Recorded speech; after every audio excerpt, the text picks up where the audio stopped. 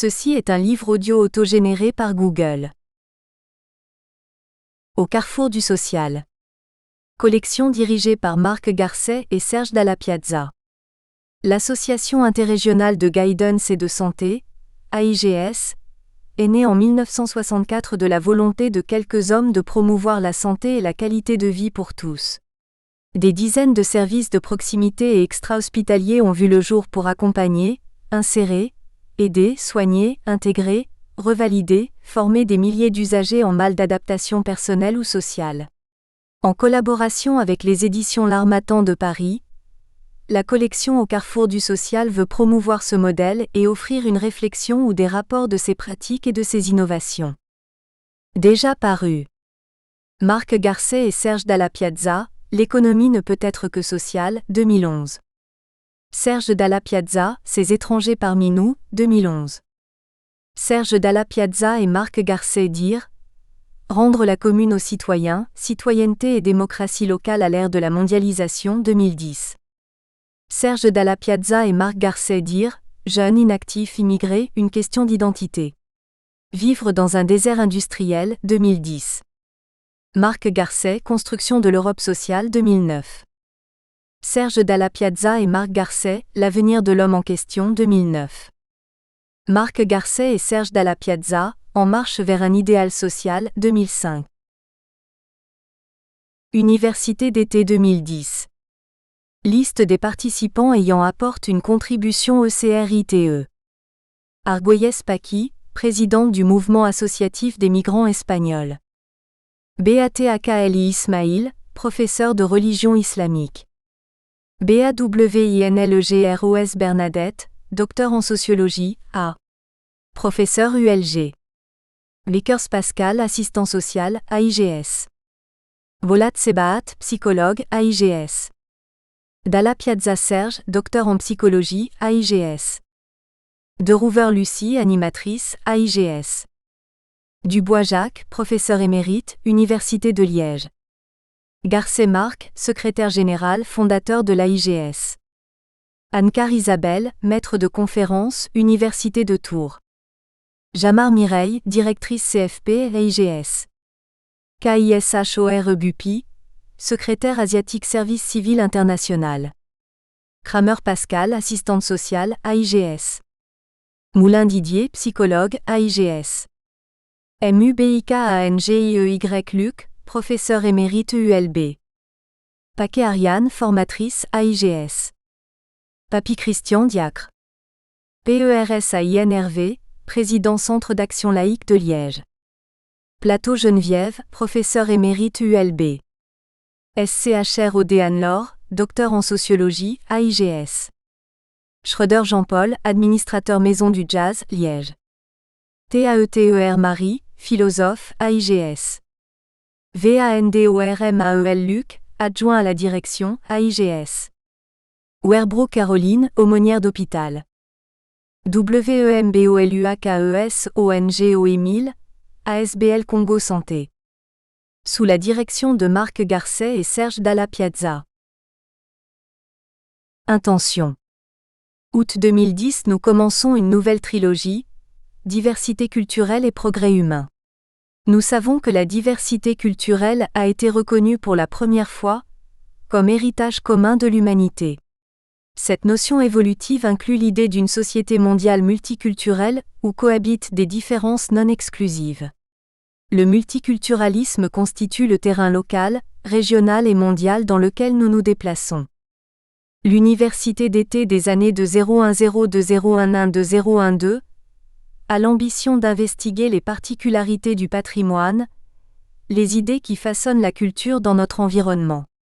Nous voulons décomposer ce thème durant 3 années. La première année nous permettra d'aborder les aspects fondamentaux historiques et différenciés de la culture, dans nos sociétés et dans nos comportements. Nous tenterons de définir la culture sous différents angles. Nous donnerons priorité au cours de la 2e année à une approche d'anthropologie culturelle axée sur la famille, la société, les mixités culturelles et territoriales. Les phénomènes d'acculturation dans différents aspects de la société, y compris sur le plan identitaire, seront abordés. La 3e année, nous traiterons des limites de l'acculturation avec les pathologies psychiatriques, l'inadaptation des services, les replis identitaires, tout en formulant des propositions d'aménagement. L'approche scientifique éclairée des plus récents travaux d'anthropologie, d'histoire et de psychologie sociale sera complétée par des ateliers animés par des secteurs différents de l'action formative, de la santé mentale et de l'approche socio-éducative. L'ambition de ces différentes sessions est de plonger le public de l'université d'été dans un bain de culture différenciée, actualisé par les apports actuels des sciences humaines et des mouvements sociopolitiques dans lesquels notre société est emportée. Une organisation de l'AIGS, Association interrégionale de guidance et de santé. L'IEM, Institut d'études mondialistes. Siège, 84, rue Saint-Lambert à B 4400 Herstal, www.ec.be. Avec le soutien du programme européen Daphné.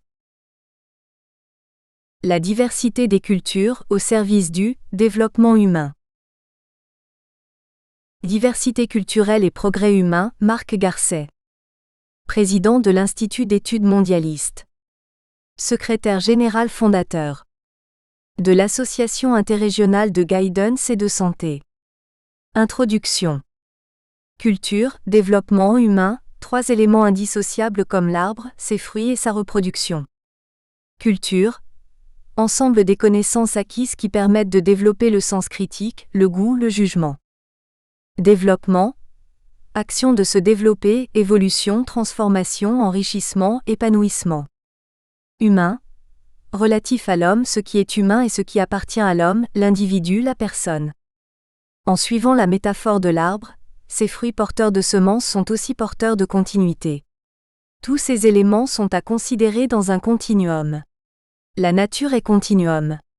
C'est de sa nature car elle est l'expression de la vie. Celle-ci est aussi éternelle que la pensée. La pensée est la vie. Elle forme la culture. La culture est éternelle. Elle est tout aussi éternelle que la pensée. Toute forme de vie a son expression, sa culture, le silex, l'amibe, le corail, l'arbre. Pas n'importe laquelle. Sa propre expression est inscrite dans son code génétique ou sa structure immuable. La vie est chimique, physique, minérale, végétale, animale. Pour la comprendre, nous l'avons décomposée. La classification didactique, une manière de se situer. La classification didactique que l'intelligence humaine a tenté de lui donner est simplement pour l'humain un rapport interactif avec son environnement pour tenter de l'intérioriser et de se situer. Il ne faut pas confondre classification, interprétation, avec la réalité intrinsèque de la vie. Nous ne savons pas reproduire la vie en laboratoire, car nous ne la connaissons pas, ni sur le plan chimique, ni sur le plan physique, ni sur le plan biologique. Nous pouvons seulement la qualifier, analyser ses composantes telles que nous les observons. Un peu de modestie est nécessaire quand nous interprétons la finalité des processus. Élan vital, la vie est une. Pour nous pénétrer des sciences humaines, nous les qualifierons ici d'élan vital, d'énergie vitale, la vie intrinsèque inhérente à chaque élément d'une espèce. Chaque espèce est l'expression de la vie, de l'énergie, mais elle n'est pas la vie. La vie est une. Toutes les formes que nous connaissons en sont issues. C'est l'état de la connaissance à ce jour. Faut-il remonter aussi loin pour considérer la culture et le développement humain ? Proximité naturelle, temps, vie, culture. La vie est intemporelle, inchangée par l'énergie qu'elle génère et utilise. La vie s'auto-alimente en un cercle biophysique fermé. Chaque expression a ses formes, ses modes de fonctionnement dans son environnement. Cependant, tant de choses sont communes, le développement individuel et le développement collectif. Le rapport entre les deux est ce que nous appelons la culture. La pensée du brachiopode. Le brachiopode de l'époque primaire dispose des mêmes organes que l'homme. Il a sa pensée individuelle et sa pensée collective. Le brachiopode existait il y a 2 milliards d'années de temps humain. Le temps du vivant ne se compte pas en années. Imaginez l'arbre généalogique de la famille BRACHIA. Imaginez la mémoire et les souvenirs de famille des petits de la famille BRACHIA, à qui l'institutrice apprend comment se faire de belles coquilles en sélectionnant la meilleure nourriture biologique. La vie n'a pas de temps. La vie est le temps, dirait le philosophe. Le temps est un repère culturel inventé par l'humain, et seulement cela. Les repères culturels sont seulement des repères que les hominidés se sont donnés. C'est seulement une expression. Depuis quand existe ce besoin d'avoir des repères ? Les autres espèces laissent aussi des traces de croissance. Sont-ce des repères pour elles ? Chaque année, le chêne inscrit une ligne de croissance. Ces petits chênes peuvent connaître ces saisons de vie. Nous n'avons pas encore exploré l'histoire des chênes, mais les traces sur l'écorce expriment les événements personnels, collectifs, les prédateurs climatiques, géologiques. Comme les humains, les chênes ont donc leur culture dans la forêt. Toute espèce a sa culture, celle de son expression. La culture est ce qui reste quand tout a disparu, dit-on. Pour les chênes aussi. Son bois sera sculpture, mobilier remarquable ou banal dans nos chaumières. C'est du chêne. Sa vie continue. Le bagage génétique de chaque espèce est sa culture. Chaque espèce a son bagage génétique et sa culture. Des scientifiques ont établi le génome humain en 2003. Cette découverte appartient au savoir. Le savoir n'est pas la culture. Elle n'a rien à inventer. Chaque hominidé a les mêmes comportements, les mêmes formes de pensée, les modes de relation dans les fonctions essentielles. Reproduction, alimentation, vie sociale, individuelle, collective, processus d'apprentissage et de création. La mémoire génétique est intrinsèque à l'espèce. On dit qu'elle est phylogénèse et on l'oppose à ontogénèse. Elle alimente 90% de nos comportements. Il y a une autre culture, une autre mémoire. C'est la mémoire apprise, notre culture historique. Elle est essentiellement figée dans l'écriture, le graphisme, la représentation. Elle est verbale, traditionnelle, dira-t-on. Elle est aussi ancienne que l'écriture même. Depuis les papyrus ou le livre de Gilgamesh, on a conservé le manuscrit chinois du IXe siècle, le Sutra du Danan. La mémoire du brachiopode. Il situe des faits géologiques que les légendes transportent. L'histoire objective d'Homo est bien courte par rapport à la mémoire de la famille Brachia. Où commencerait la culture alors ? Culture de la grégarité et déficit des hominidés. La manière d'être des hominidés découle de leurs particularités neurologiques déterminant leur besoin d'élaborer des rapports entre l'environnement et soi. Par rapport à son potentiel neurologique, tout se passe comme s'il avait un déficit de grégarité naturelle. L'espèce humaine a naturellement des rapports collectifs inadéquats. La qualité des rapports collectifs à l'homéostasie naturelle dont disposent les espèces en général échappe aux hominidés. Le rapport de l'humain au collectif animal est largement moins adapté que le rapport des insectes sociaux au collectif. Fourmis, termites, abeilles par exemple. Compenser le déficit. Pour compenser ce déficit, les collectivités humaines ont empiriquement, sur base d'expériences négatives, inventé des codes culturels de rapports individuels et collectifs, des règles extrinsèques de conduite. La relation des faits de guerre est d'abord une ode au vainqueur pour devenir ensuite comment gérer une cité, c'est-à-dire maintenir le pouvoir. Les codes de conduite sociale religieuse de la souveraineté et de la guerre sont des faits essentiels de culture. La pensée est le produit des neurones humains, à l'architecture plus élaborée que celle des autres espèces. Dialectique angoisse-représentation. Les circonstances environnementales ont sollicité des moyens neurologiques spécifiques, avec succès. D'épreuve réussie en épreuve réussie, l'identité s'affirme, l'angoisse grandit en lui. Il devient interrogation. Le besoin de représenter, de reproduire, de vouloir communiquer est humain. L'apprentissage est l'expression de l'élan vital typiquement humain. Les lieux de vie des hominidés à la fin de l'époque tertiaire sur nos terres en témoignent avec les pierres figures représentant la faune animale aquatique. Volonté de communiquer. L'association d'expressions figuratives témoigne de la volonté de communiquer, d'induire la pensée, l'intention. Dans la vallée de l'Homme aux Zézis, en Dordogne, l'art de l'expression, de la communication, des rituels, du symbolisme est à un niveau de maîtrise que nous retrouverons dans le renouveau de l'expression et de la modernité, Picasso, Chagall et bien d'autres. La pensée philosophique de l'homme ancien. Aussi bien que dans les écrits platoniciens, la pensée philosophique de l'homme ancienne inclut l'antériorité, l'actualité et la postériorité. Les auteurs en sont des hommes, des femmes, des enfants. Tout est inventé là. Ce livre d'histoire comporte des millénaires de culture par la représentation, la superposition, l'écriture, le symbolisme, l'abstraction, la contraction, l'addition, la soustraction, la multiplication, la division. Néandertal et Cro-Magnon sont nos grands-parents dans la culture et son expression. Le climat fait le développement humain. Le climat fait l'homme et ses cultures. Il y eut plusieurs branches dans la famille des hominidés, dont on situerait l'origine sur les flancs du Rif africain. Dans les zones chaudes, humides se sont développés les peuplements humains qui ont généré des cultures écrites et orales. Les passeurs des cultures. L'écriture, la sculpture, l'architecture, l'urbanisme sont les transmetteurs de culture. Le déficit grégaire de l'humain et son impériosité l'amènent à détruire ce qui l'envahit pour reconstruire selon un autre modèle. Instaurer des nouvelles règles, une nouvelle culture. De strate en strate, les cultures se mélangent à travers les hommes, les femmes, les enfants et les écrits laissés. Mélange de cultures. Les mélanges de cultures sont essentiellement humains. Guerre, envahissement et migration naturelle sont les vecteurs des métissages culturels. Nous sommes tous en partie Néandertal, Cro-Magnon, Celtes, Romains. Le sang de nos envahisseurs asiatiques, les Huns, Goths et Visigoths coule en nous.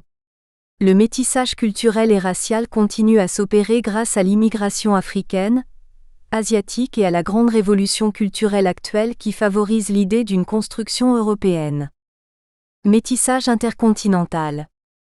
La culture intercontinentale domine le développement sociologique et politique du XXIe siècle dans les sciences, la littérature, les inventions et les arts.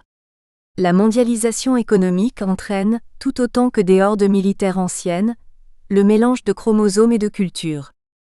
Diversité des cultures. Dans notre région, à Liège, on dénombre 140 nationalités sans compter les générations assimilées.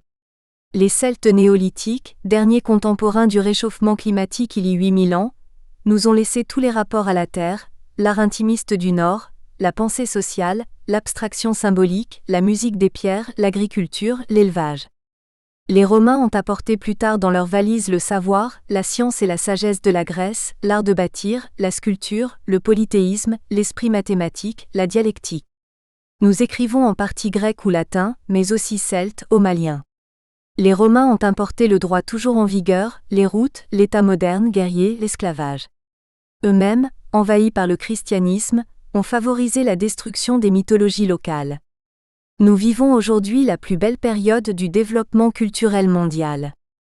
6,921 milliards d'humains, au 7 mars 2011, avec leurs récepteurs et émetteurs de culture, dans la globalisation économique et médiatique.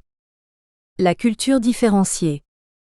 Nous vivons l'intégration de la culture différenciée grâce à la reconnaissance de l'égalité des humains dans leurs différences. Comme interrogation du classicisme de l'expression, le festival ART Pierre-Terre sur le territoire du Brouquet en est l'expression. L'envahissement culturel forme, comme l'humus des saisons, des strates durables où les graines de nouveaux savoirs, de nouvelles interprétations et de nouvelles représentations viendront s'enraciner. Quelle richesse! Jeux et enjeux de la planétisation. Patrimoine, culture, MONDELE. Laboratoire européen, Isabelle Ancar. Maître de conférence, Université de Tours. Nous pourrions formuler le thème de notre session 2010 comme « La diversité des cultures au service du développement humain ». Mon propos sera plus large en disant que l'enjeu culturel est l'enjeu principal du développement humain dans la société mondialisée. La diversité des cultures en fait partie, mais pas seulement elle. Le terme choisi de planétisation a été utilisé par Teilhard de Chardin après la Seconde Guerre mondiale pour désigner un triple phénomène: le rétrécissement géographique, le brassage ethnique, le serrage économique et psychique. Edgar Morin, quant à lui, préfère le terme de planétarisation, comme le rapport complexe de l'être humain à la nature et à la planète, qui est une totalité complexe, physique, biologique, anthropologique. L'intérêt de ces deux notions est de ne pas préjuger de l'orientation vers une mondialisation plurielle, ou vers la globalisation uniformisante. Selon notre propos, le facteur culturel, historiquement après les facteurs politiques, économiques, sociaux, est le meilleur indicateur de cette orientation. Plus précisément, C'est, selon mes intuitions et mes recherches, l'articulation entre les trois composants de cet enjeu qui nous donne le pouls de la société mondiale. Ces trois composants sont la culture, le patrimoine et le monde. La culture, c'est un terme très polysémique qui s'utilise au singulier comme au pluriel, avec le risque de culturalisme, mais c'est un concept qui intéresse les décideurs et les économistes et Alain Touraine y voit un nouveau paradigme pour comprendre le monde d'aujourd'hui. Le patrimoine, c'est une notion plus précise, ce qui est censé mériter être transmis du passé pour trouver une valeur dans le présent. Au Lazzarotti, il agit comme révélateur de l'enjeu et présente trois intérêts. Éléments palpables et saisissables de la culture. Œuvre des lieux de mondialité, exemple, une friche industrielle. Création du lieu des lieux, c'est-à-dire de la conscience mondiale. Le patrimoine peut incarner cette conscience, par exemple une œuvre d'art, et la faire naître chez un être humain. Il ne faut pas avoir peur de parler de narcissisme, de l'artiste ou du public. Gaston Bachelard distingue trois types de narcissisme, névrotique traditionnel, idéalisant, celui de la beauté et cosmique. Et si, grâce au patrimoine, les hommes pouvaient découvrir leur identité humaine au-delà de leurs identités culturelles. Le monde, selon Étienne Tassin, l'ensemble hétérogène des communautés culturelles, au travers desquelles s'articule et se préserve la pluralité des formes symboliques humaines. Ce sont des communautés, mais elles forment un ensemble, non seulement un lieu géographique, mais un phénomène d'éveil de la conscience humaine, individuelle et collective. L'articulation entre ces trois notions varie selon les sociétés, dans les sociétés et au-delà des sociétés, formant des jeux de la planétisation. Trois grandes variations sont possibles, donnant trois versions de l'enjeu. Une version internationalisée. Dans ce cas, patrimoine et culture sont présents mais s'articulent avec l'international et non avec le monde. On reconnaît ici la logique classique de la société internationale, celle des droits culturels, des politiques culturelles, de la souveraineté culturelle. Une version globalisée, la notion de patrimoine disparaît, la culture reste mais s'articule avec le monde global. C'est la logique de la globalisation, logique d'entreprise, logique du marché et logique de l'inculture. Une version mondialisée, les trois notions de patrimoine, culture et monde sont réunies. Une autre logique triple s'exprime, celle du patrimoine mondial, celle de la diversité culturelle, celle de la rencontre des cultures.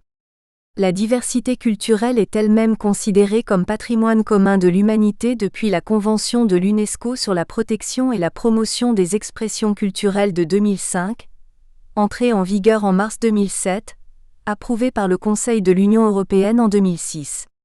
Cette convention répond aux enjeux de la mondialisation. Elle conjugue deux approches de la diversité. La diversité comme source de créativité dans un monde soumis à des forces économiques et culturelles uniformisantes, rendant donc légitimes les politiques nationales protectrices de la culture. La diversité comme facteur de développement, quatrième pilier du développement durable.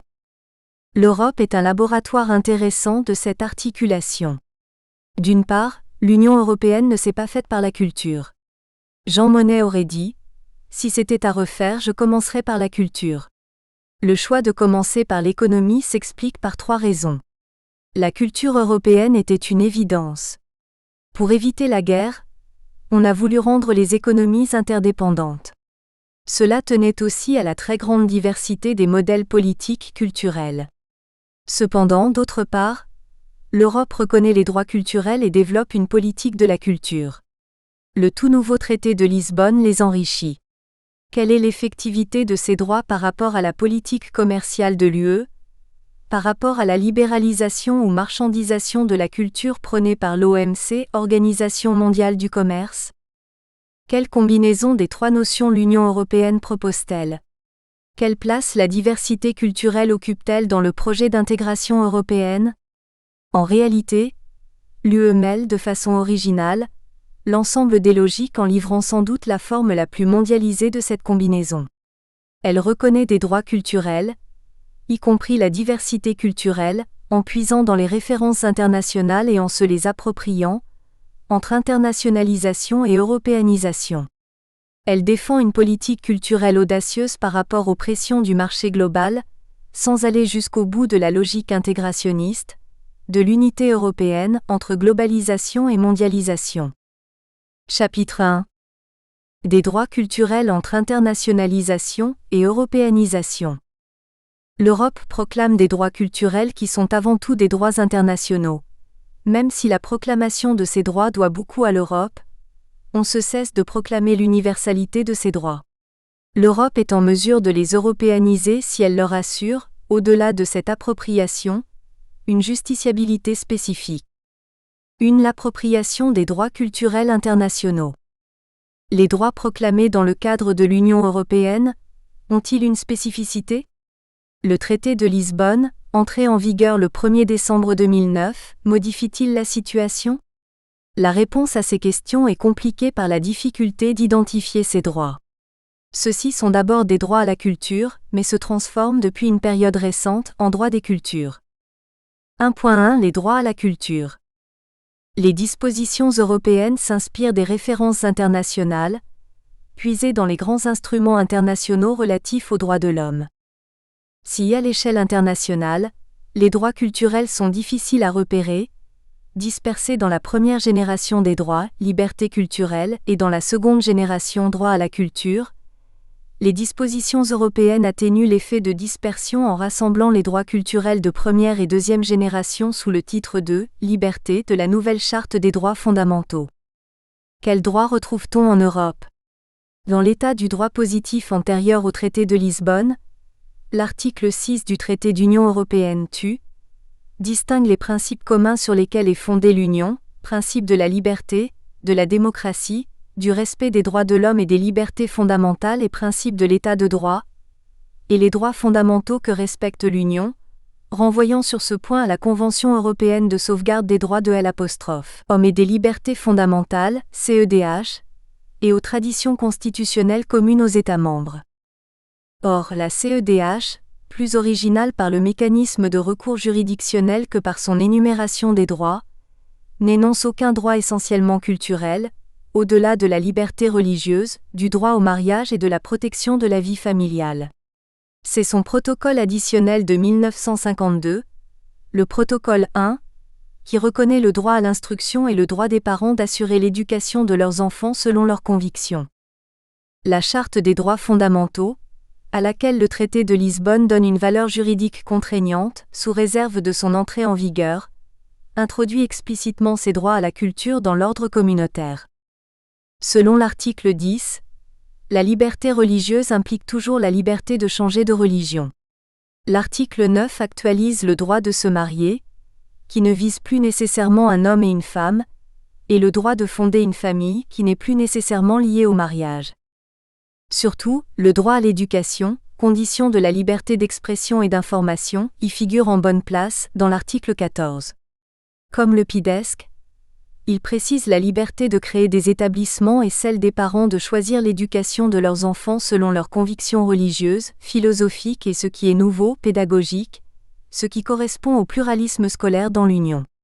Mais cette liberté de créer des établissements, donc des établissements d'enseignement privé, doit respecter non seulement les droits de l'homme, comme dans le PIDESC, mais les principes démocratiques, remparts communs des États membres. Alors que le PIDESC distingue l'enseignement primaire, obligatoire et gratuit, et l'enseignement secondaire qui doit être généralisé et rendu accessible à tous, la Charte n'énonce que le droit à l'éducation comporte la faculté de suivre gratuitement l'enseignement obligatoire. Cette formule laisse aux États la liberté de définir le champ de l'enseignement obligatoire et gratuit, sans minimum commun. Elle signifie en réalité qu'elle ne crée pas de nouvelles compétences pour l'Union, ce que confirment les explications qui accompagnent la Charte. Le 1 de l'article 14 est plus novateur et ambitieux. Il complète le droit à l'éducation d'un droit d'accès à la formation professionnelle et continue, un droit reconnu depuis infiniment moins longtemps et souvent difficilement mis en œuvre, Olivier Duhamel, pour l'Europe, Le Seuil, Paris 2003, page 262. Ce droit reprend le point 15 de la Charte communautaire des droits sociaux fondamentaux des travailleurs, Déclaration des chefs d'État et de gouvernement de 1989, et l'article 10 de la Charte sociale européenne, Traité du Conseil de l'Europe de 1961. Pour éduquer, il faut chercher. La Charte consacre un article 13 à la liberté des arts et des sciences, en disant qu'ils sont libres et que la liberté académique est respectée. Cette liberté peut être comprise dans la liberté de pensée et d'expression, et dans le droit à l'éducation. Elle peut être vue aussi comme une adaptation minorée du droit de participer à la vie culturelle, qui ne figure pas en tant que tel dans la Charte. Si l'on rapporte l'article 13 à toutes les expériences idéologiques qu'a connues l'Europe, du national-socialisme au total-nationalisme, on peut le considérer comme une adaptation au contexte historique européen, comme une européanisation de la liberté culturelle. Autre développement culturel de la liberté d'expression, la liberté des médias. La liberté des médias et leur pluralisme sont respectés. Cet alinéa 2 de l'article 11 prenait appui sur le protocole sur le système de radiodiffusion publique dans les États membres, annexé au traité de Communauté européenne, TCE, et qui devait être annexé à la Constitution, mais qui n'a pas été repris par le traité de Lisbonne. Ce protocole 27 est bref. Il considère que la radiodiffusion de services publics dans les États membres est directement liée aux besoins démocratiques, sociaux et culturels de chaque société ainsi qu'à la nécessité de préserver le pluralisme dans les médias. Dans un article unique, il préserve la compétence des États membres de pourvoir au financement de ce service public, dans la mesure où ce financement est accordé aux organismes de radiodiffusion aux fins de l'accomplissement de la mission de service public telle qu'elle a été conférée, définie et organisée par chaque État membre et dans la mesure où ce financement n'altère pas les conditions des échanges et de la concurrence dans l'Union dans une mesure qui serait contraire à L'. Intérêt commun, étant entendu que la réalisation du mandat de ce service public doit être prise en compte. Ce service public serait-il menacé à l'avenir, par l'abandon du protocole ? L'article 11.2 de la Charte s'appuie aussi sur la directive 89/552 CE du Conseil, directive visant à la coordination de certaines dispositions législatives, réglementaires et administratives des États membres relatives à l'exercice d'activités de radiodiffusion télévisuelle. Cette directive Télévision sans frontières est la pierre angulaire de la politique audiovisuelle de l'UE. Elle combine deux principes de base, la libre circulation des programmes télévisés européens au sein du marché intérieur et l'obligation pour les chaînes de télévision de réserver, autant que possible, plus de la moitié de leur temps d'antenne à des œuvres européennes par des quotas de diffusion. Elle vise aussi à préserver certains objectifs importants d'intérêt public, tels que la diversité culturelle. La directive a été modifiée par une directive du Parlement et du Conseil, directive 2007/65 CE du 11 décembre 2007.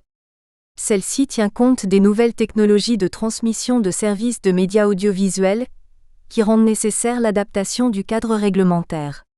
Elle précise elle-même qu'elle renforce le respect des droits fondamentaux et est parfaitement conforme aux principes reconnus par la Charte des droits fondamentaux de l'Union européenne, notamment à son article 13.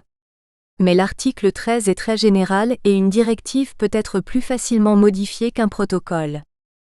On peut, malgré l'affirmation de la liberté et du pluralisme et malgré la défense des créations audiovisuelles européennes, se demander où est passé le droit de chaque individu de participer à la vie culturelle et de bénéficier du progrès scientifique.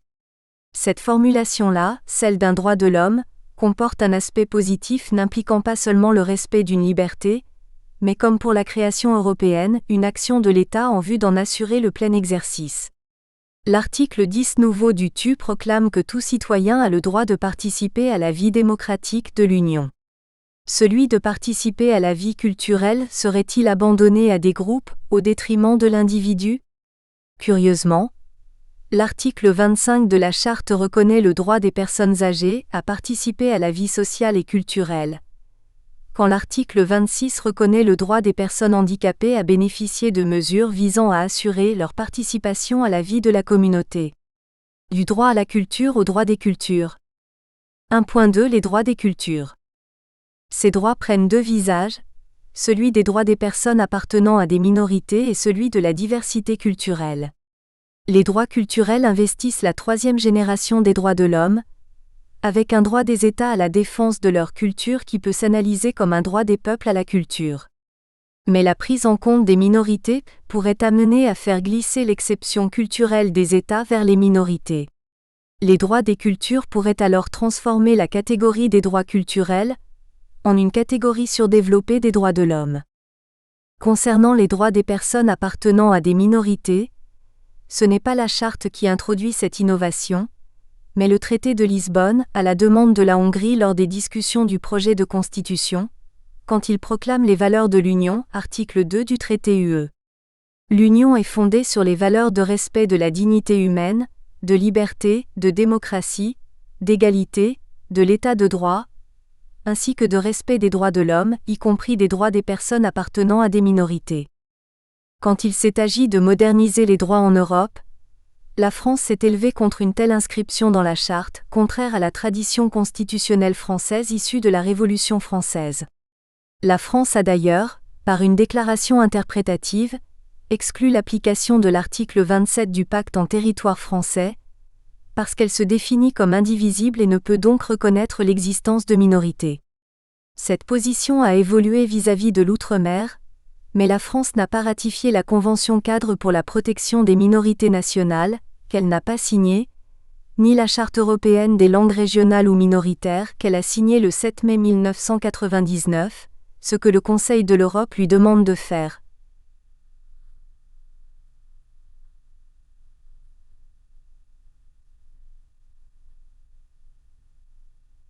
Rapport de M. Álvaro Gil Robles, commissaire du Conseil de l'Europe aux droits de l'homme, sur le respect effectif des droits de l'homme en France, 15 février 2006.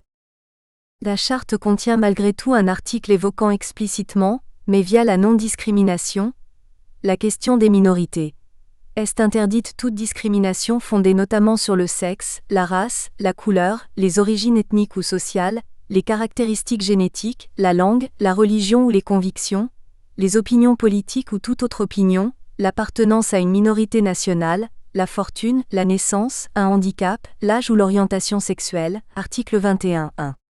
L'article 21 consacré à la non-discrimination fut également dénoncé par certains négociateurs français, car en interdisant toute discrimination fondée notamment sur l'appartenance à une minorité nationale, les membres de la Convention ont dégagé un droit fondamental plus protecteur que l'article 13 TCE ou 14 de la CEDH. Loïc Benoît, la contribution française à l'élaboration de la Charte des droits fondamentaux de L'. Union européenne, in la Tribune du droit public, numéro 11, Presse universitaire de Tours, 2002/1, page 13. L'article 13 TCE permet au Conseil de prendre les mesures nécessaires en vue de combattre toute discrimination fondée sur le sexe, la race ou l'origine ethnique, la religion ou les convictions, un handicap, l'âge ou l'orientation sexuelle. Il ne vise pas expressément les minorités. L'article 14 de la CEDH mentionne clairement l'appartenance à une minorité nationale au sein de la non-discrimination, mais dans la seule perspective de la jouissance des droits et libertés reconnus par la CEDH, ce qui est plus restrictif. La France n'a pas mis son veto à cet article, car il ne s'agit pas d'un article reconnaissant des droits aux minorités en tant que groupe, ni même des droits aux personnes appartenant à des minorités au-delà du principe d'égalité, pour participer à la vie culturelle. Cet article va du principe d'égalité au principe de non-discrimination, et du principe de non-discrimination au principe d'égalité réelle, autrement dit à l'effectivité du principe d'égalité. Cependant, il déclenche des réactions virulentes de la part de ceux qui s'inquiètent des possibles dérives de l'égalité juridique. Mais au lieu de se borner à la non-discrimination en général, on a cru nécessaire de satisfaire chaque communauté en égrenant un chapelet d'appartenances diverses et variées, n'ayant pas grand-chose à voir les unes avec les autres et ressemblant un peu à l'arche de Noé. La tendance postmoderne à bannir toute discrimination porte cependant en germe l'abolition de la hiérarchisation, du discernement et du jugement de valeur. Anne-Marie Le Pourrier, Constitution européenne, des droits fondamentaux contraires aux droits de l'homme, Journal Conscience juridique, mai 2005. La France n'a pas non plus fait obstacle à la formule relative aux valeurs de l'UE, valeurs communes aux États membres. Cette formule n'a pas été proposée par la Convention européenne, mais a été introduite par la conférence intergouvernementale qui a retouché le texte de la Constitution européenne, vraisemblablement à la demande de la Hongrie. Les pays méditerranéens, notamment la France et l'Espagne, ne voulaient pas voir mentionner ces droits dans la charte et il n'était pas question de changer le texte de cette charte adoptée à Nice en 2000. La formule s'est donc retrouvée dans l'article sur les valeurs. Quelle est sa portée? D'une part, le respect des droits des personnes appartenant à des minorités est inclus dans le respect des droits de l'homme. D'autre part, ces droits appellent des références précises. On ne peut invoquer les droits des minorités de façon générale et abstraite.